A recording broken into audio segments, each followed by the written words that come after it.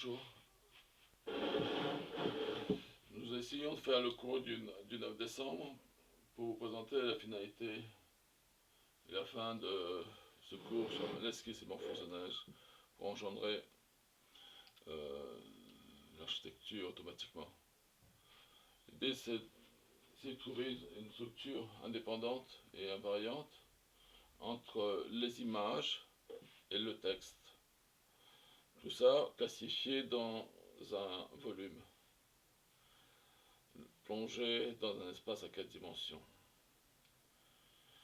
L'idée, c'est que si vous avez 4 points, vous pouvez tracer 4 lignes, même 6 lignes, 2 à 2, en traçant des lignes parallèles, des lignes perpendiculaires, et essayer d'englober, encapsuler les objets. Et une fois qu'on a focalisé sur tel ou tel objet, on l'identifie par le réglage de notre focalisation, de notre filtre de couleurs et d'un certain alphabet. Donc la chose est en quelque sorte identifiée par un graphe qui est tenu par le cadre autour de l'image. Disons, nous appelons dans notre fichier ordinateur des images de façon aléatoire. Nous les appelons X, XI, J, I plus 1, ce serait la suivante. I plus J serait la dernière de cette série de I plus 1. Donc l'idée c'est associer à I plus 1 les entiers naturels commençant par n et allant à m plus 1 ou 2n.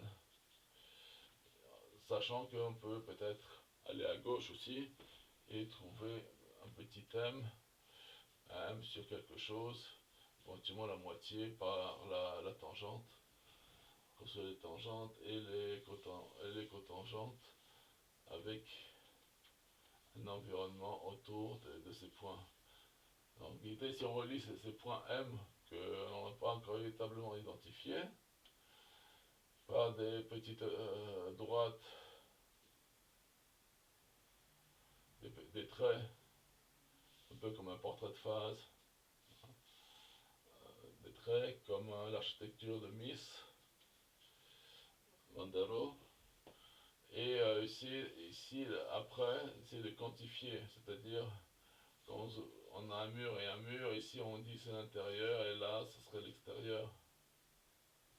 Extérieur par rapport à quoi? Extérieur. Alors on remonte à Barragan éventuellement.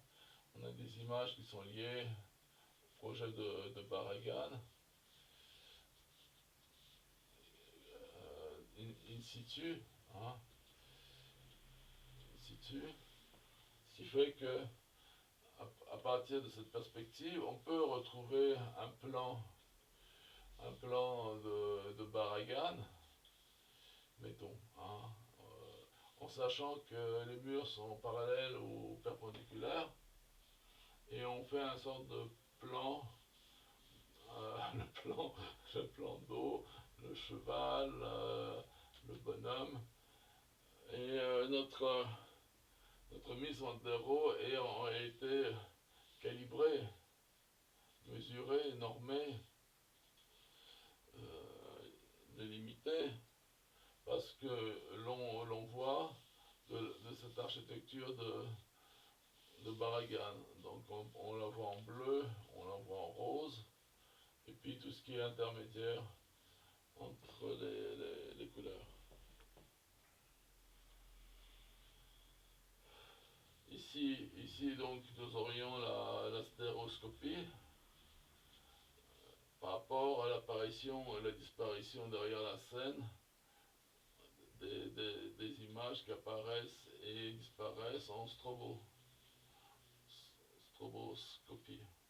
Et donc entre les deux, il y aurait une connexion entre les objets qui apparaissent et disparaissent derrière quelque chose, ou ils disparaissent en général, par rapport à la profondeur de champ à laquelle on peut focaliser changer du flou passé au contrasté.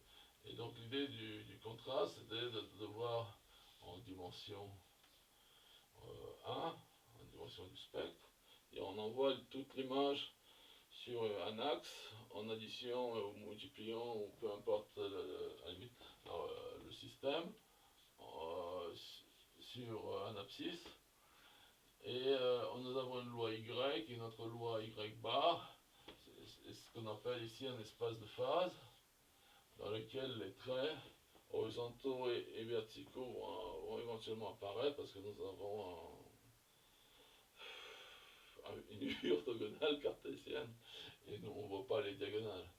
Et quelqu'un va shifter, drifter, tourner, réorienter, nous dire un petit truc, une petite chanson, qui fait que l'espace à droite, l'espace à gauche n'est pas tout à fait pareil. Il y a des compositions à droite et à gauche à certains moments. Et cette connexion entre les deux, je l'appelle phi comme phase, qui me connecte les horizontaux et les verticaux, ou à monter au parallèle me dit tiens, il y a une fin, ou il y a un début. Si cet espace est transparent, ça revient au nombre de contours, un peu comme 0, 1, 1 ou 1, 0, 1, 0, 1, d'accord, qui se réécrivent à droite et à gauche un peu de cette façon, et finalement l'échelle n'intervient pas. Il n'y a pas vraiment d'échelle où l'échelle est infinie. À un moment donné, on met de l'opacité, le noir de l'espace n'est plus transparent, il est blanc, et dès que le blanc arrive, en étoile ou en que sais-je, en sorte de trouble de la transparence, un peu comme la gravitation, on oriente, l'espace s'oriente et devient opaque. Donc là c'est clair, comme l'éclair, et ombre, opaque, comme un cube qui est dans un flux. Donc le flux, s'il y avait un flux dans cet univers, il resterait, hein, mais bon, la couleur blanche arriverait dans ce truc-là et ça ferait une diffraction. Là, il arriverait et ça vous laisserait une forme invariante. Et donc l'invariance des formes, elle arrive ici à partir de cette esquisse. L'esquisse, c'est les limites projectives et inductives du système. Je le regarde en horizontal et je le regarde en vertical. Et en produit croisé. Donc l'idée du produit croisé, c'est la relation entre le scalaire et la matrice, où le scalaire est un vecteur, donc une sorte de déplacement élémentaire d'un nombre, et l'effet du vecteur avec ses deux bouts. Le vecteur important d'avoir le deux bouts du vecteur. Et ainsi de suite, on monte en échelle et on a d'autres tables, par exemple en 3 par 3, qui correspondraient aux matrices 3 par 3, et les valeurs correspondraient à des projections sur des nombres, le vecteur a des projections sur des flèches ou des vecteurs, avec des vecteurs limites qui seraient la somme des vecteurs ou la multiplication des vecteurs. Et dans la multiplication des vecteurs, nous avons la tension, le carré qui se plie, ou la torsion, c'est-à-dire il y a deux carrés et il y a une sorte de flèche qui réunit les deux carrés qui se tordent. Et s'ils se tordent vraiment, on peut dire, tiens, il y aura un symbole comme ça qui est lié au vide, et puis toute une série de symboles. Dans ces images, on peut en faire un cinéma de ce qui se passe quand un mot attrape un autre mot et attrape la sémantique tout en dessous. Et donc l'histoire du symbole,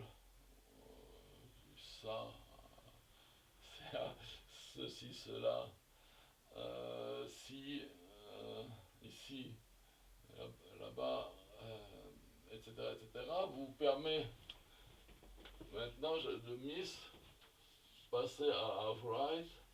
Mettons, il est dans un paysage et il installe ses horizontales dans le paysage et ses rythmes verticaux pour les lumières, pour les percements, pour les cheminées, les fonctions. Et en composant un peu comme Tchernikov, les horizontales et les verticales, vous pouvez soit trouver les diagonales, hein, dire le jardin et ou l'intérieur, ou au contraire l'attaquer par les toits et les planchers. Donc l'idée c'est que les toits, les planchers et les poteaux, les arbres, vont orienter mon bâtiment un peu comme des cellules. Et la cellule elle-même est orientée par le noyau. Si mon noyau tourne dans l'espace, dans l'enveloppe, bah, il repartitionne l'espace en différentes proportions. Voilà. Et donc les proportions font des partitions, un peu comme le schéma de Kahn a servi l'espace A qui serait le porteur, mettons B qui serait les différentes parois porteuses, A c'est porteur vertical ou distribution verticale, B ce serait de nouveau les escaliers. Alors toutes ces dualités A, non A, ce serait comme le plein, le vide, le pair, l'impair, l'ombre, la lumière, le liquide, le sec, qu'est-ce qu'on peut en voir, l'extérieur, l'intérieur, etc. Et donc l'enveloppe ou le plan libre de Corbusier va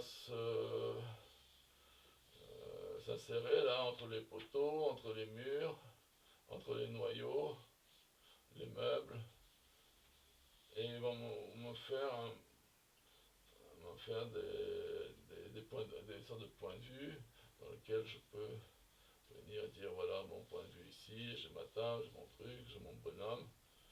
Et donc d'un côté c'est lié au modular, au bonhomme qui vous donne toutes les proportions pour passer de Piranèse à Palladio, dire quelle est la hauteur de ma coupole, est-ce que c'est complètement monumental ou c'est à l'échelle humaine. Et donc tout ce du monumental au design, on peut se dire voilà on a des échelles. Mon bonhomme ici a ses échelles propres, donc tout ce qui est habitable va jouer entre voilà, ces quatre échelles. Et on peut même dire voilà le design est là, l'architecture serait là et l'urbanisme serait cette échelle-là. Et donc on peut ainsi stratifier, classifier et caractériser chacune des lois, des applications à cet automate-là, c'est un automate, à cette classe de relation, ou ces deux classes, ou ces trois classes, ou ces quatre classes, qui sont en réalité des intégrales qui vont faire que ce bonhomme va bouger, changer jusqu'à l'impossible, jusqu'à de dire tiens, un bonhomme ne peut plus le faire, il faudrait deux bonhommes. Et si on passe un peu comme si on passait de Whitehead, du fonctionnaire de Whitehead, c'est-à-dire exister, ne pas exister tout seul, à exister en tant que deux, comme une parité, comme un couple. Ainsi, on passerait de 0 à 1, voire 1. Donc 0, 0, 2, 0, 0, 1, 1, 0, 1, 1. Ou quoi qu'on fasse avec ce diagramme, on peut peut-être le transcender, inventer un 2. 1, 0, 2 et 2, 0. Et entre, on a tous les nombres entre moins 2 et plus 20. D'accord? À la limite, on aurait une échelle jusqu'à 10, une échelle jusqu'à 20, une échelle en X, une échelle en Y. Et l'idée, c'est que toutes les lois possibles et impossibles composables peuvent s'appliquer ou ne pas s'appliquer en X. Si elles s'appliquent en X, le type bonhomme là, il bouge. S'il ne s'applique pas, chacun a sa réflexion à lui et il communique pas non plus par la relation, mais une concomitance dans cette boîte ou dans cette caméra. D'accord, donc maintenant c'est plus tellement la relation individu, qu'on regarde, c'est l'environnement dans lequel lui et eux sont pour que dans quelle catégorie cette famille, cette tribu va s'identifier, se relationner ou au contraire avoir une sorte de aller en avant ou au contraire une tendance à se recroqueviller sur elle-même.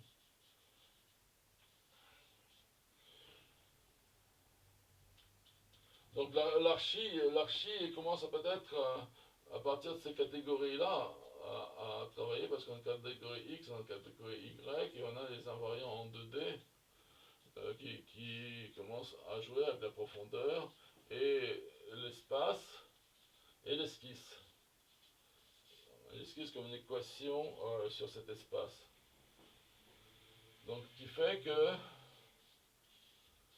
entre l'élévation de la façade via la coupe, on peut créer plusieurs plans de lecture, un peu entre la métaphore, l'allégorie et des espaces concrets, fonctionnels, financiers, constructibles, et puis finalement réels. Donc notre projet réel, on peut le programmer prog G et le réaliser en J.